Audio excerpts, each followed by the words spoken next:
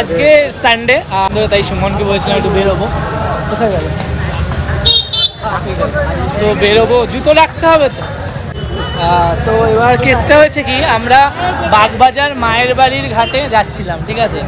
তো বাগবাজার মায়ের বাড়ির ঘাটে যাচ্ছিলাম। এবার প্রথমে আমরা ভূতনাথের লোকেশন দিয়েছিলাম, ভূতনাথ যাবো বলে। বাট ভূতনাথ না, আমি বললাম যে না ঠিক আছে, বন্ধ হয়ে যাবে মন্দির, বাগবাজার মায়ের বাড়ির ঘাটে যাবো। তো এমনই কোইন্সিডেন্টলি যে তাই কি বল, আমরা এসে ভূতনাথের সামনে যাচ্ছি এবং বাবার দর্শন করবো। এর থেকে বড় আর কিছু হতে পারে। তো সেটাই বললাম, বাবা যেখানে লিখে রাখবে সেটা হবে।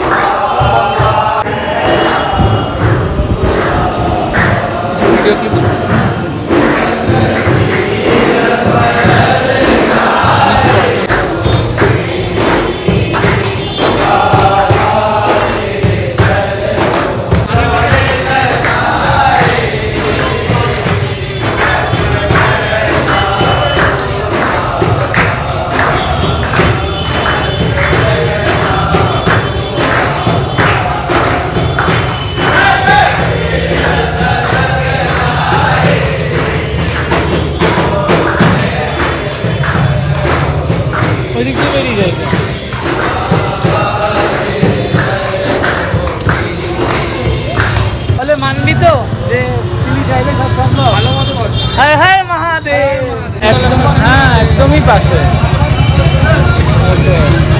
সব থেকে পবিত্র জায়গা। তো সেইখানে এবার আমি অ্যাকচুয়ালি কোনোদিনও আসিনি, নিমতলা শ্মশানে। ও মানে কাঠের, এখানে কাঠেরও আছে।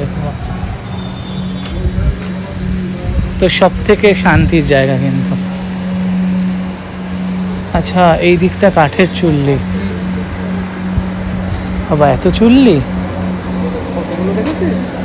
ভাই, একটা মিউজিক বাজছে না? না ওটা তো মেশিন চলছে। ও আচ্ছা, এটা ঘাট। কোনোদিন যদি কারোর ইচ্ছা হয় অবশ্যই এখানে সে কিছুক্ষণ বসো, তাদের মন অশান্ত, অবশ্যই দেখবে মন সত্যিই শান্ত হয়ে যাবে।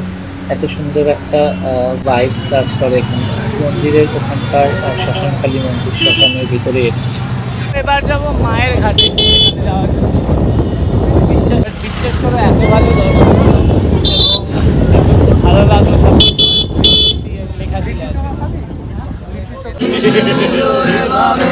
এটা হলো কুমোরটুলি ঘাট, অনেকেই চেনো কারণ অনেকে আসো, যারা চেনো না তাদের জন্য ভিডিওর ক্লিপটা করে রেখেছিলাম। এসেছি মায়ের ঘাটে, আর মায়ের ঘাটে এই কারণেই আসা, সমস্ত এখানে আমি বরাবরই আসি, যেখানে তোমার মন ভালো থাকলেও আসি, মন খারাপ থাকলেও আসি। তাই সুমন কাছে বলছিলাম যে অনেকদিন যাওয়া হয় না, ঘুরে আসি।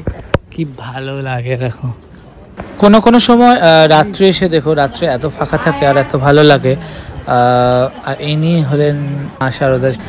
খুব খুব খুব শান্তি পাই আমি এই ঘাটে আসলে।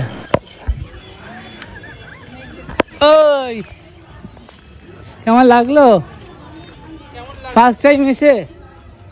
আমি ফার্স্ট টাইম না এসেছি, আমি তো তোকে নিয়ে এলাম আজকে। তোর সাথে ফার্স্ট টাইম, কিন্তু আমি এসেছি এর আগে। ভাই এর আগে আসেনিও, ফালতু ফালতু বকবাস করছে। নিয়ে এলাম কি করে? আমি লোকেশন দিয়ে নিয়ে আসলাম তাই।